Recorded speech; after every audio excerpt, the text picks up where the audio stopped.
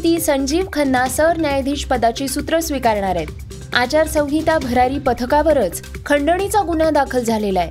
Hamas आणि Israel वादातनं कतारनं माघार घेतलीय।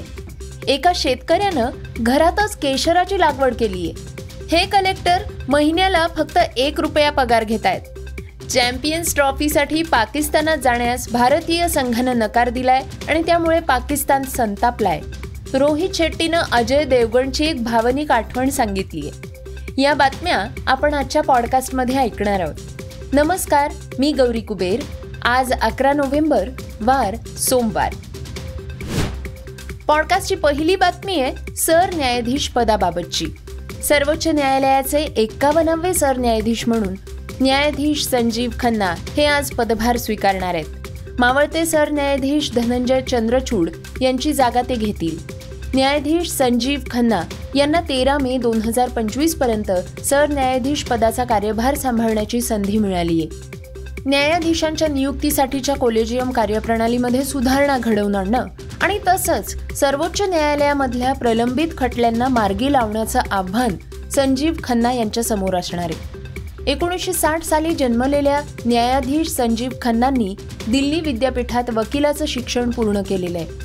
त्यानंतर 30 हजारी न्यायालयात वकील म्हणून त्यांनी कारकिर्दीला सुरुवात केली होती। 1983 मध्ये बार काउन्सिल ऑफ दिल्लीचे ते सदस्य बनले होते। न्यायाधीश संजीव खन्ना यांचे काका हंसराज खन्ना हे सर्वोच्च न्यायालयातील न्यायाधीश होते। संजीव खन्ना यांनी दीर्घकाळ सरकारी वकील म्हणून काम केलेलं आहे। या कालावधीत प्राप्तिकर खात्याचं काम सुद्धा त्यांनी पाहिलेलं आहे। दिल्ली उच्च न्यायालयात त्यांची अतिरिक्त न्यायाधीश म्हणून 2005 मध्ये नियुक्ती झाली होती। त्याच्या पुढच्या वर्षी ते कायम न्यायाधीश बनले। 18 जानेवारी 2019 मध्ये सर्वोच्च न्यायालयात खन्ना यांची पदोन्नती करण्यात आली।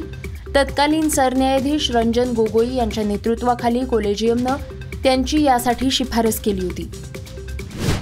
पॉडकास्टची दुसरी बातमी आहे आचारसंहिता भरारी पथकाची। 7.5 लाखांच्या रोख रकमेचा तपशील असताना धाक दाखवून एका फुलं उत्पादक व्यापाऱ्याकडनं 85,000 रुपये उकळले आणि या प्रकरणी उल्हासनगर महापालिकेच्या आचारसंहिता भरारी पथकातल्या 5 जणांवर खंडणीचा गुन्हा दाखल करण्यात आलेला आहे। या प्रकरणात पालिकेच्या 3 कर्मचाऱ्यांसह 2 पोलिसांचा समावेश आहे आणि तब्बल 13 दिवसांनी हे प्रकरण समोर आलेले आहे।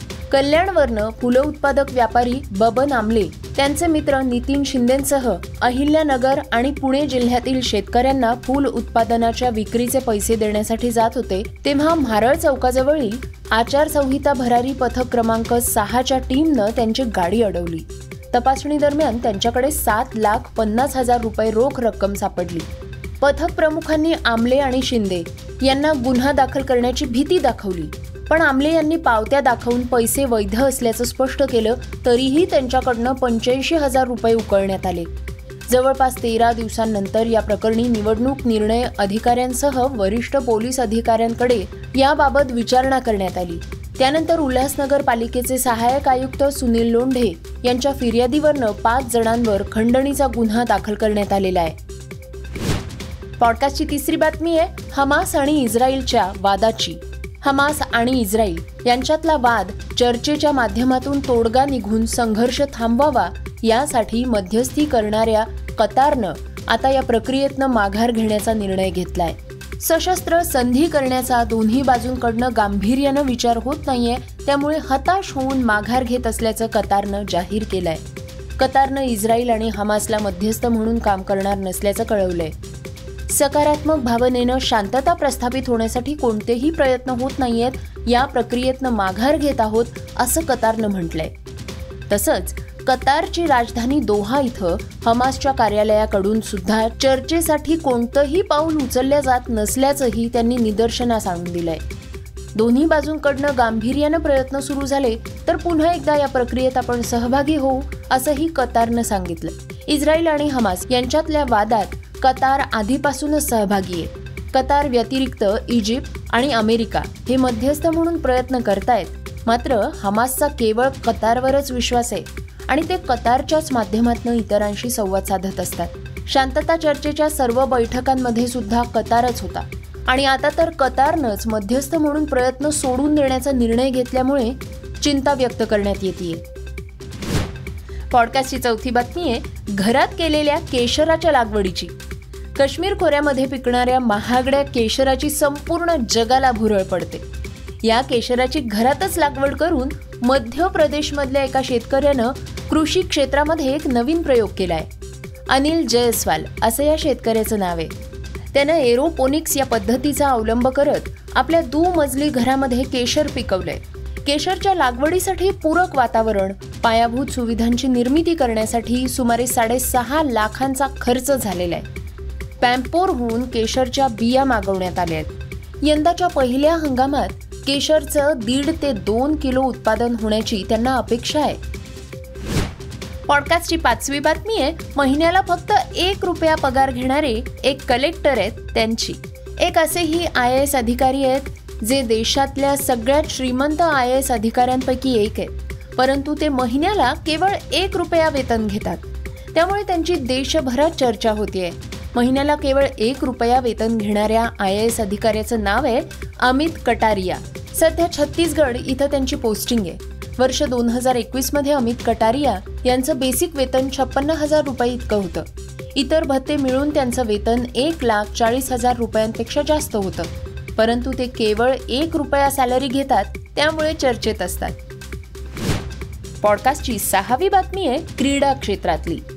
चॅम्पियन्स ट्रॉफीचा वाद आणखी चिघळणार असल्याचे संकेत मिळत आहेत. BCCIनं कोणत्याही परिस्थितीत भारतीय संघाला 2025च्या चॅम्पियन्स ट्रॉफीसाठी पाकिस्तान दौऱ्यावर पाठवणार नसल्याचं स्पष्ट केलंय. त्यानंतर पाकिस्तान क्रिकेट बोर्डाचे प्रमुख मोहसिन नक्वी यांनी BCCIकडे लेखी पत्र मागवलंय. पाकिस्ताननं भारतीय संघ हा चॅम्पियन्स ट्रॉफीसाठी येण्यास नकार दिल्याच्या निर्णयाविरोधात क्रीडा लवादाकडे दाद मागण्याचा विचार करतोय. त्यामुळे आता हा वाद पुढे नेमका कसा वळण घेतोय याची उत्सुकता आहे. पॉडकास्टची 7वी आणि शेवटची बातमी आहे मनोरंजन विश्वातनं एका आठवणीची. रोहित शेट्टीनं अजय देवगनची एक भावनिक आठवण शेअर केली आहे. जॉनी लिव्हर यांच्याविषयी सांगताना रोहितनं हा किस्सा शेअर केला. रोहित म्हणाला, राजू चाचा हा अजयचा सिनेमा फ्लॉप ठरला. अजयनं या सिनेमाची निर्मिती केली होती, त्यामुळे त्याचं खूप मोठं नुकसान झालं होतं. अजयनं मिळेल ती फिल्म स्वीकारून सगळ्या कलाकारांचे आणि तंत्रज्ञांचे पैसे परत केले. त्या सिनेमात जॉनी लिव्हरही होते. त्यांना जेव्हा पैसे द्यायला अजय गेला तेव्हा त्यांनी ते नाकारले. सिनेमाचं नुकसान झालंय, त्यामुळे मला पैसे नकोत असं ते म्हणाले. तरीही त्यांना पैसे दिले. मात्र त्यानंतर जेव्हा अजयनं ऑल द बेस्ट या सिनेमाची निर्मिती केली तेव्हा जॉनी यांनी मानधनाचा ₹1 सुद्धा घेतला नाही. त्यावेळी अजयनं पैसे दिल्यामुळे आता ते पैसे मी स्वीकारणार नाही असं त्यांनी सांगितलं. ही आठवण रोहितनं सांगितली आहे. सोशल मीडियावर हा किस्सा चर्चेत आहे. यात अजयच्या प्रामाणिकपणाचं कौतुक होतंय, पण जॉनी यांचंही अनेकांनी कौतुक केलंय. हे होतं सकाळचं पॉडकास्ट. उद्या पुन्हा भेटूयात. हे पॉडकास्ट तुम्हाला कसं वाटलं आम्हाला जरूर कळवा. याला रेटिंग द्या आणि इतरांना सुद्धा रेकमेंड करा. तर आपण आता पुन्हा भेटूयात. धन्यवाद. Script and research Vrushal Karmarkar.